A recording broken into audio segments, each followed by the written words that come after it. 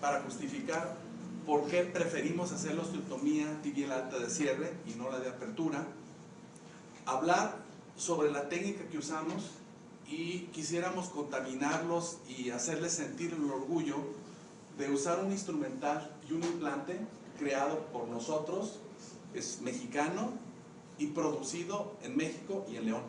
¿Sí? Sí. Aquí se está haciendo en León. Y hablar de cómo protegemos a nuestros pacientes con este tipo de cirugía, que es la que tiene riesgos de hacer tromboembolismo venoso y el riesgo de hacer un embolismo pulmonar como punto final. Bien, si de algo me siento orgulloso, además de haber dirigido a 2 instituciones, es seguir siendo profesor en la universidad. Porto con orgullo este PIN que dice 35 años y este septiembre cumplo 40 años en la docencia de la universidad, y eso es de lo que me hace sentir orgulloso y de lo que dices. Esto en el 91, en otro congreso de AMOD, es el reemplazo articular contra las osteotomías. Otro tema en el colegio de ortopedia sobre eliminación del eje, y otro tema de osteotomías en el 93. Quiere decir que nos ha interesado por más de 30 años el tema del tratamiento de la osteoartritis medial. Hablando de historia y verdadera historia, no la humilde de nosotros, esta es una pequeña reseña de las primeras osteotomías. La primera descrita fue por Bogdan en 1875. Las hizo en nuestra época. Yo digo nuestra época porque yo soy de antes del 58, el doctor Jackson, y pienso que los padres de las osteotomías son Coventry y Maquet. Si hacemos justicia, el doctor Coventry publicó su primer artículo en el 65 con su técnica de osteotomía alta cerrada en cuña, y Maquet la osteotomía en domo en el 66. Y para recordarlos, esta es la foto de Coventry que murió en el año del 94, y este es el artículo original. Y este es un artículo muy bonito que les recomiendo lo lean, que es un trabajo que hizo el doctor Maquet, hablando de una forma increíblemente resumida de la biomecánica, ¿sí? de la función de la rodilla, y cómo fundamentó incluso su osteotomía. Bueno, si hacemos un breve repaso de cómo han evolucionado las osteotomías en nuestra época, en la que nos ha tocado vivir, esta es la osteotomía en domo, la supratuberositaria, que llevaba en su época hasta adelantamiento, la promovida por el doctor Maquet, y que la hicimos por un buen tiempo. Una osteotomía que se fija con 2 clavos y 2 fijadores externos. ¿Alguien alguna vez la hizo infratuberositaria? Esta yo la hice y le iba mal, porque uno de los puntos de que consolide bien es la zona, y además de que se use la tensión del cuádriceps, y puede pasar eso, que quede en pseudoartrosis. Se llegó a hacer la osteotomía para no ponerle fijadores, la osteotomía en domo con placas en T, que no era fácil y no tenía buenos resultados. Esta es la clásica osteotomía de Coventry, la que él promulgó, la original, la osteotomía tibial alta en cuña, con una grapa o 2, y requería inmovilización, cuando menos una calza, aunque los dejaba apoyar tempranamente en 2 semanas. Nosotros siempre hemos sido, y nunca nos hemos opuesto, y hemos sido partidarios y hemos resuelto muchas cosas con los fijadores, y hay casos en los que contadas ocasiones llegamos a usar los fijadores. Tener cuidado y no hacer esto, no dejar un clavo intraarticular. Ahora tenemos la facilidad de que casi todos los hospitales tienen un aparato de fluoroscopía, y es importante usarlo cuando menos para poner el primer clavo. Esta sería la osteotomía ideal, una osteotomía alta en cuña con un fijador. Y la osteotomía tibial alta se ha fijado con placas en T, que nosotros consideramos que son poco estables, que es más difícil de colocar, y que incluso tenían a veces problemas de consolidación. Nosotros iniciamos con la idea de fijarla modificando una placa, que es la placa de Marquardt, que se usa en cadera en pediatría, y la modificábamos doblándola, haciendo un pecado, modificando un poquito de su tensión y de su memoria, pero teníamos buenos resultados moldeándola para tener lo más anatómico posible el cierre con un principio de tensión. Con esa idea, si se fijan, tiene un orificio aquí, porque la placa ahí lo lleva. Evolucionamos para crear una placa que le llamamos pomposamente y presumidamente Saco, porque es de Sandoval y Cisneros Ochoa, y esta es la placa, y nos ha ido bien con ella, y ahorita vamos a hablar un poco más de la misma. Bueno, el papel de las osteotomías en la patología de rodilla sigue muy vigente.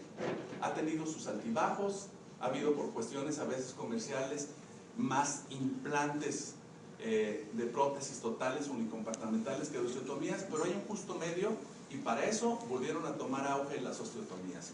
¿Por qué? Porque tenemos pacientes jóvenes activos, procedimientos sobre el cartílago más efectivos, porque acompañamos la osteotomía con artroscopía y podemos hacer condroplastías, podemos revisar la articulación para resolver el daño que se originó en los meniscos o en la femoropatelar, etc.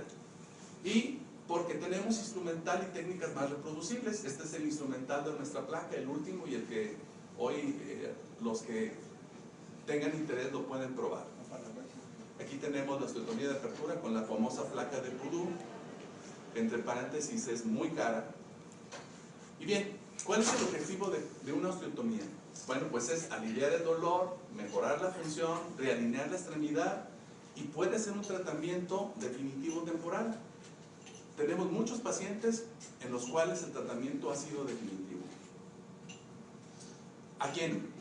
Los criterios para seleccionar los pacientes incluyen a pacientes de mediana edad. Es muy variable la edad. No podemos hablar que solo es en los hombres de 55 a 65 y en las mujeres de 45 a 55, porque las condiciones son muy particulares. Es como la respuesta individual a los fármacos o a la enfermedad. Entonces eso es muy variable. Hablamos de pacientes de mediana edad que tienen importante actividad física, laboral o deportiva. A veces hacemos una osteotomía cuando está en el límite de una prótesis porque no hay otro remedio. Son pacientes que no tienen ninguna posibilidad económica y sabemos que todavía con fundamentos éticos le vamos a ayudar. O simplemente pacientes que no desean una prótesis. He operado pacientes que tienen 65 años y están jugando tenis. Este es un compañero de mi grupo.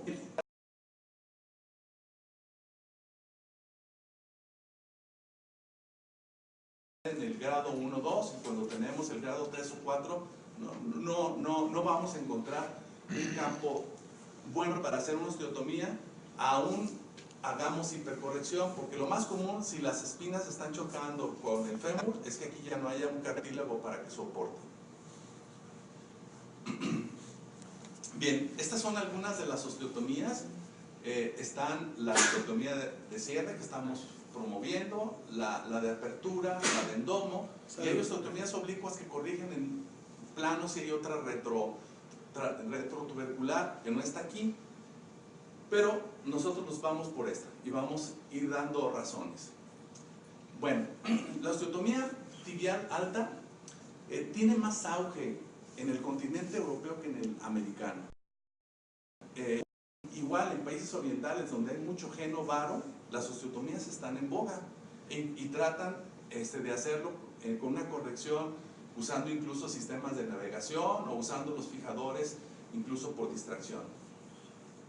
Bien, a nosotros no nos gusta la osteotomía de apertura porque tiene estos riesgos. En primer lugar, pues a nuestros pacientes les cuesta trabajo pagar una placa que es mucho más costosa que la que nosotros usamos, que tiene los riesgos de poder modificar el slope si no se es exacto, la inclinación en el plano lateral de los platillos tibiales de la meseta.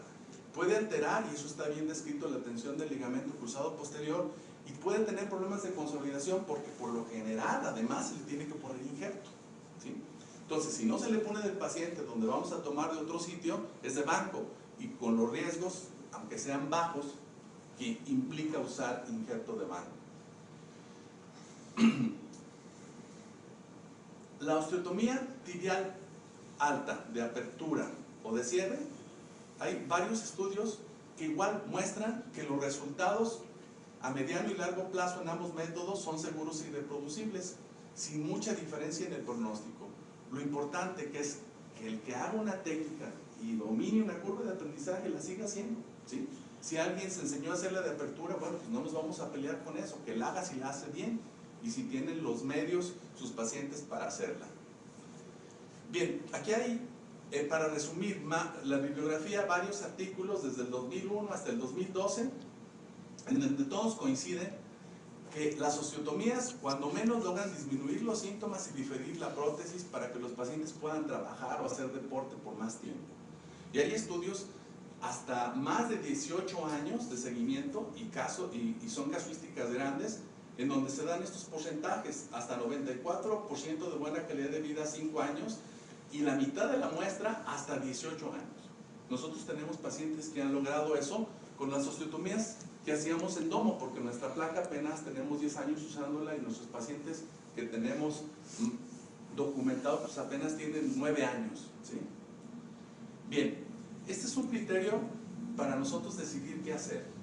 En primer lugar, todos los pacientes deben de tener una debridación artroscópica, o sea, hacer una cirugía artroscópica que nos permite incluso a veces apoyar más a hacer la osteotomía o incluso no hacerla si nos encontramos la novedad de que el compartimiento lateral está muy lastimado.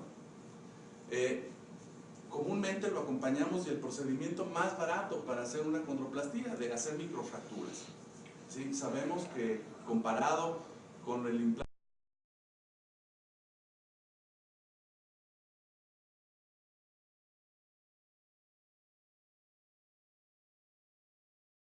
grande, es muy difícil hacer solo con una. Y tenemos la certeza que en un mediano plazo y todo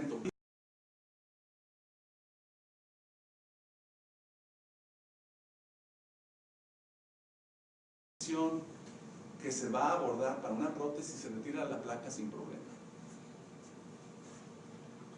Bien, entonces, un método de fijación, como les decía, si se pretende que el procedimiento sea temporal, y si el procedimiento pensamos que va a ser a muchos años o sea definitivo, pues usamos la placa.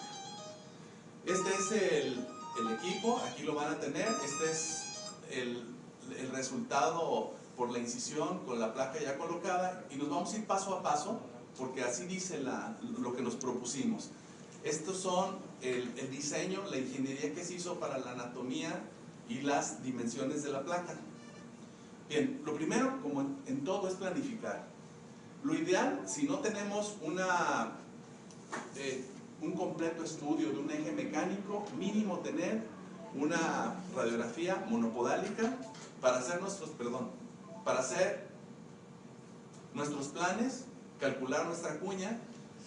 Si tenemos paciencia y hasta el paciente le sirve, ¿sí? Mostrarle qué le vamos a hacer, podemos hacer una calca, mostrarle cómo se va a hacer la cuña, y la planificación siempre nos va a dar mejores resultados. Entonces, una radiografía en AP monopodálica, porque ya sabemos que ese paciente tiene una osteoartritis medial y estamos hasta ahorrándonos ya las radiografías especiales en flexión, la de Rosenberg.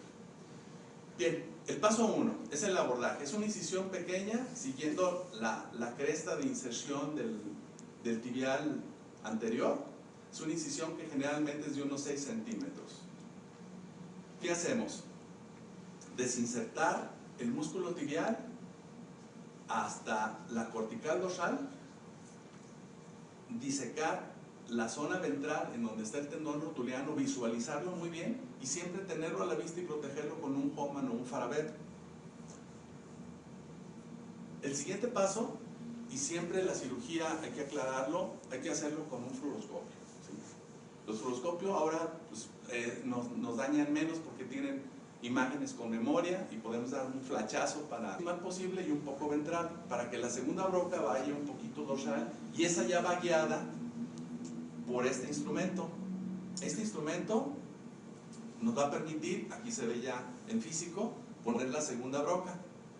Entonces las dos brocas quedan paralelas a la meseta tibial y ya con la separación que da este instrumento, la guía de brocas. Así se verían ya las dos brocas colocadas. Las brocas, si son largas, es bueno que casi lleguen a la otra cortical, porque mientras más protejamos con la broca incluso a la hora de cerrar la osteotomía tenemos menos riesgos de fracturar la meseta.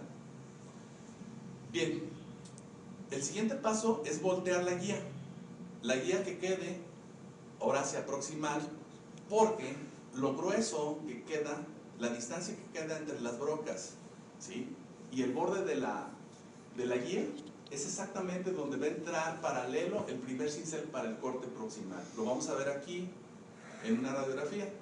Entonces, aunque no está ahí la guía, este cincel entró exactamente como marcó la guía. Después, de acuerdo a cómo calculamos el grueso de nuestra cuña, empezamos a meter el segundo cincel y lo vamos guiando con fluoroscopía. Es fácil con el fluoroscopio ir haciendo una cuña y podemos ir corrigiendo para que nuestra cuña, por supuesto, termine en un ángulo en este punto para proteger, si es posible, la cortical medial o cuando menos el periósteo y algún principio de tensión.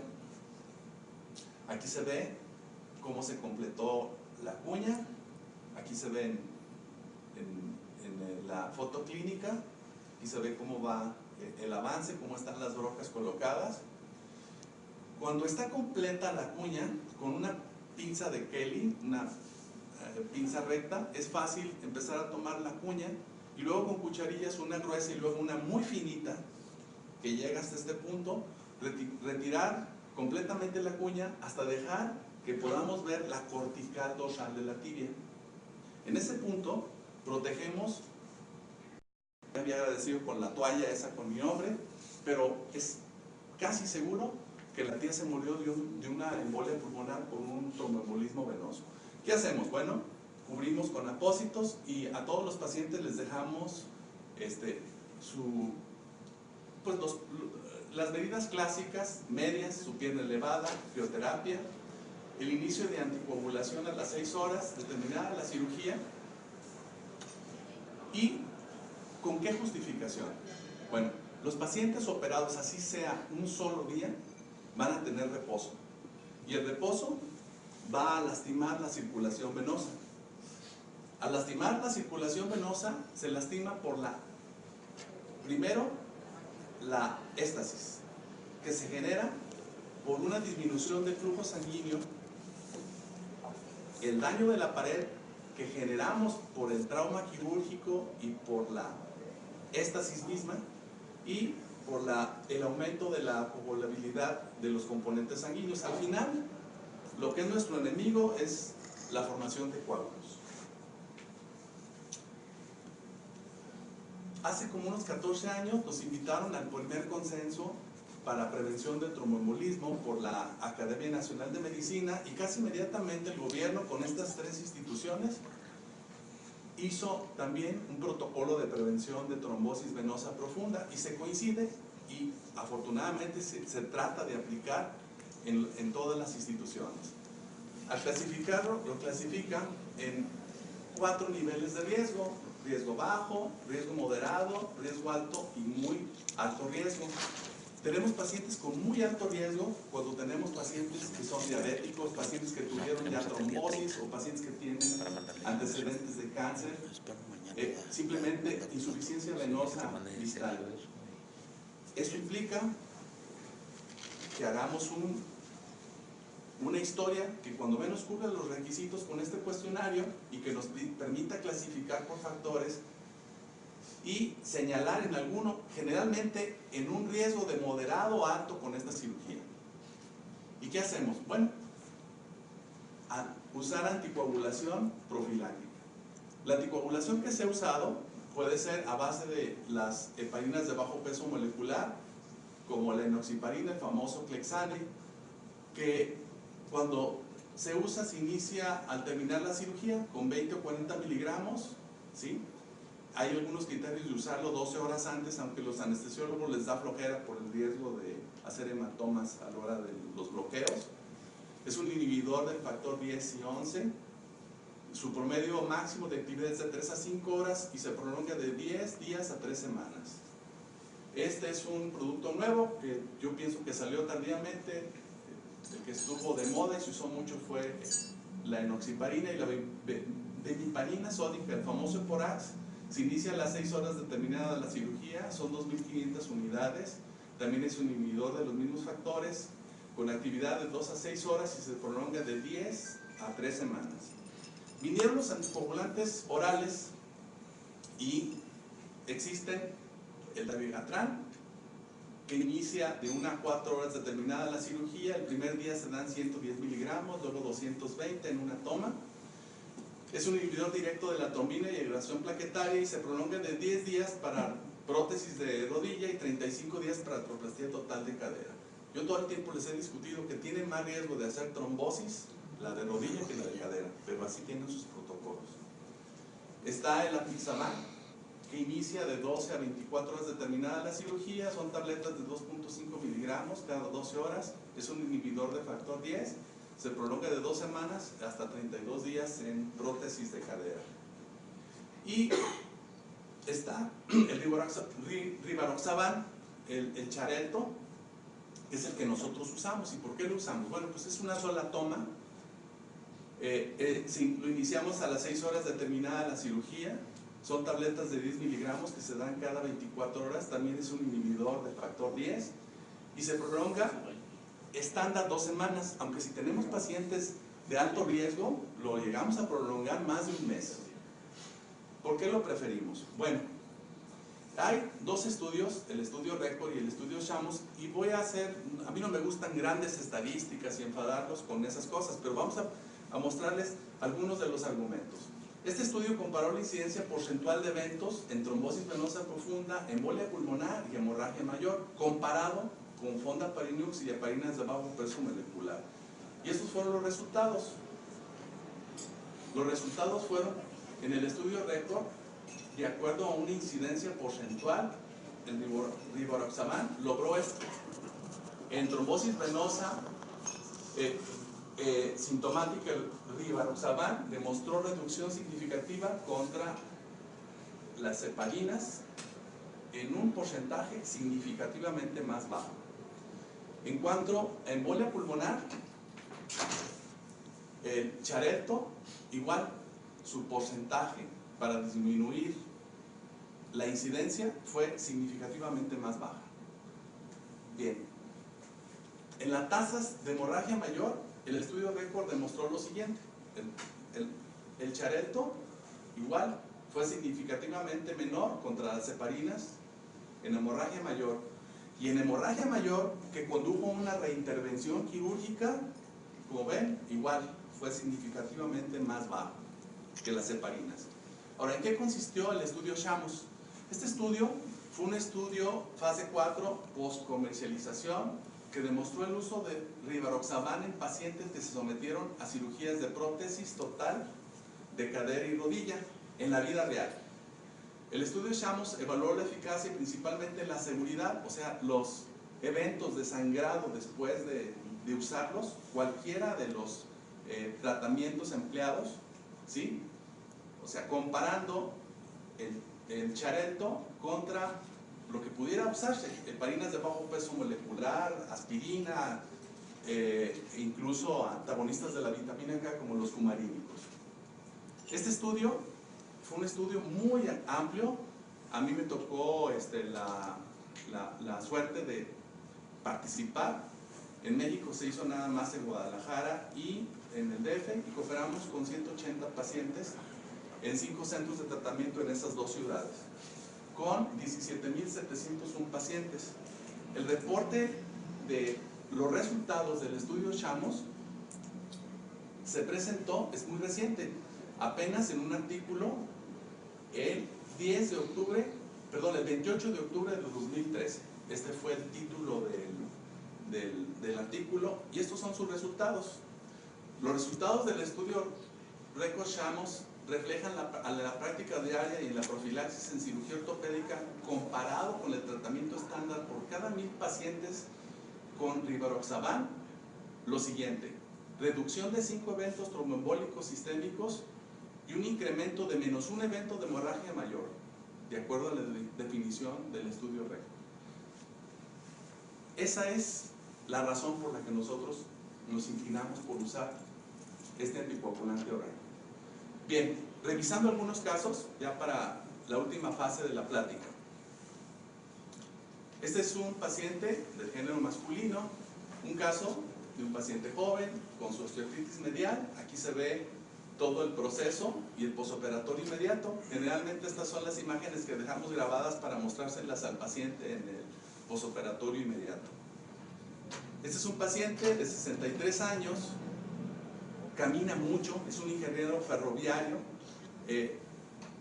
Con algún criterio, alguien quisiera ponerle una prótesis si vieran cómo estaba el cartílago articular. Sin embargo, se nos hizo muy buen caso para hacerle una osteotomía. Aquí está a 6 semanas de posoperatorio, prácticamente con una consolidación. Es un paciente que está contento haciendo su trabajo. Este es un paciente, un colega, es un médico que vive en Cojula, un internista. Él, lo que encontramos en la resonancia fue una osteocondritis postraumática medial. Entonces había que aliviar la carga en ese punto y le sugerimos, porque había un eje en varo,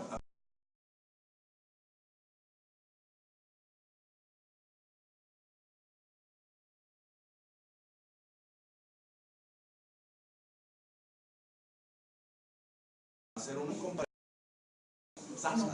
Es un buen caso y está muy joven. Entonces, bueno, estas son sus radiografías a 8 meses de posoperatorio. Le hicimos porque tenía inestabilidad también anterior, estaba roto el cruzado, la cirugía al mismo tiempo, y actualmente tiene 6 años de posoperatorio. Es un sacerdote. Seguramente tocarlo. Tocarle la imagen.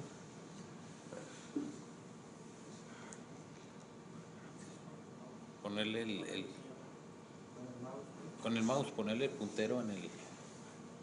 Ahí está, ahí, ya va. Ahí. Ok.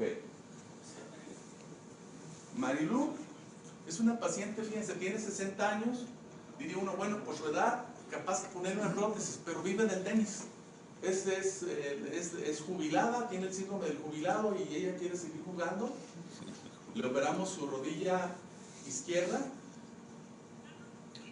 Por supuesto que pues, por su edad ya no es tan correlona, que hoy está en cámara lenta, pero está muy contenta. Vamos a ver la otra imagen.